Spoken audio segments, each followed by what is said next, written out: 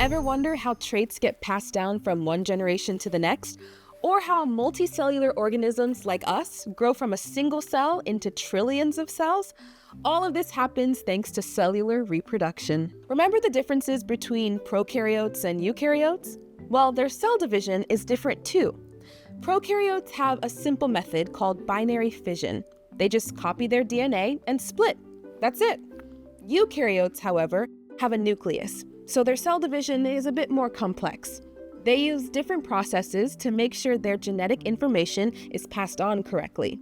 Eukaryotes can do binary fission like prokaryotes, but they also divide through mitosis and meiosis. Let's break down how each one works. First up, mitosis. This is the process by which a parent cell produces two daughter cells that have identical chromosomes to each other and the parent cell. The number and type of chromosomes have not changed, and genetic continuity is maintained. The daughter cell is a clone of the parent cell. For multicellular organisms like humans, this is how you grow from an embryo into an adult, and how your body heals wounds. Next, meiosis.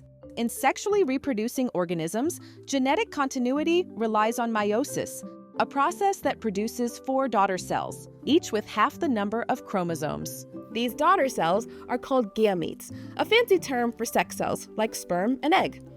If these gametes fertilize, they can produce offspring that are not clones of the parent. Each cell has its own set of instructions called DNA. That tells it how to behave. Early in development, cells start to specialize, becoming things like heart cells, brain cells, muscle cells, nerves, skin, or liver cells. Even though they all look and act different, these cells are all made through mitosis, so they're genetically identical. The trick is that certain genes are turned on or off depending on what kind of cell it becomes. Let's see how cells reproduce to heal a wound by hearing from biologist Dr. Fred Quinn at the UGA College of Veterinary Medicine. Cellular reproduction is an important process in wound healing. Your cells replicating not only in wound healing, but just normal regeneration. Your blood cells, your skin cells, all of your organ cells, even your brain cells. And all of this is important to maintaining your health and maintaining the status of your organs and your different responses, such as your immune response. If it gets impaired in some way through an infection or through cancer, that has a huge impact not only on that organ or that location, but your whole body.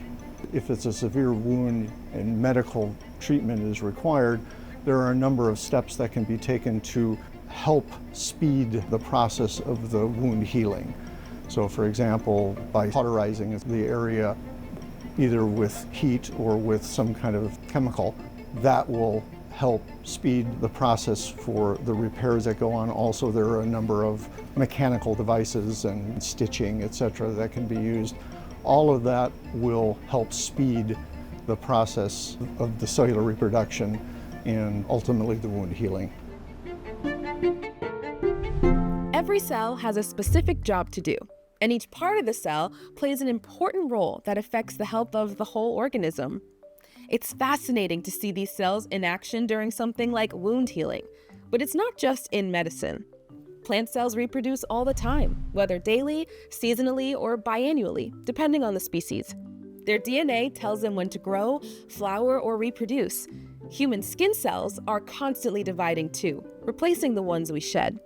This is why it's important to learn the concepts of biology, not just to understand the world around us, but to understand and better care for our own selves. Until next time, stay curious.